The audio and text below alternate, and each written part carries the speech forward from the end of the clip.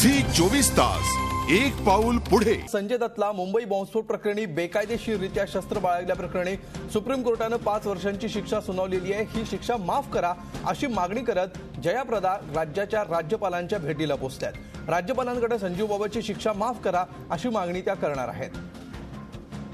याविषयी आपण अधिक माहिती घेऊया। आमचे प्रतिनिधी अमित जोशी सध्या आपल्या सोबत आहेत। अमित, नेमकी काय भूमिका आहे जयाप्रदा यांची? का त्या शिक्षा माफीची मागणी करतायत? याच्या मागे त्यांची नेमकी भूमिका काय आहे? फक्त जयाप्रदा आणि अमर सिंग नाही तर अवघं बॉलिवूड हे संजय दत्त याच्या मागे उभं राहिल्याचं चित्र आपल्याला गेल्या 2-4 दिवसात बघायला मिळालेलं आहे। आणि वेगवेगळ्या स्तरातून ही शिक्षा कमी होण्यासाठी किंवा शिक्षा माफ होण्यासाठी प्रयत्न केले जात आहेत किंवा तशा प्रकारची मागणी केली जात आहे। देशामध्ये फक्त राज्यपाल आणि राष्ट्रपती या दोघांनाच अशा प्रकारचे अधिकार आहेत शिक्षा माफ करण्याचे। आणि त्यात सुद्धा राज्य सरकारनं जर राज्यपालांना अशा प्रकारची विनंती केली तर अशा प्रकारची शिक्षा माफ होण्याची शक्यता नाकारता येत नाही।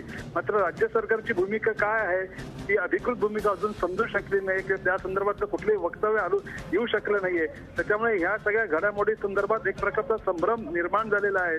जरी अमर सिंग आणि जयाप्रदा राज्यपालांकडे अशी भेट घेऊन अशी मागणी जरी करत असले तरी अशा प्रकारचे आदेश राज्यपाल देऊ शकतात का याच्याबद्दल सुद्धा संभ्रमाचं वातावरण आहे। असं असलं तरी संजय दत्तची शिक्षा माफ करण्यासाठी मोठ्या स्तरावर प्रयत्न सुरू असल्याचं यावरून स्पष्ट होत आहे।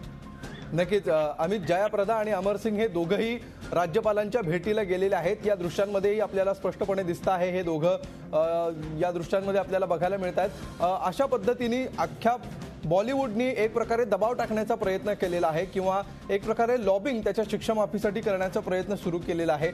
अशा परिस्थितीमध्ये कितपत यश येऊ शकतं या सगळ्यांच्या प्रयत्नांना?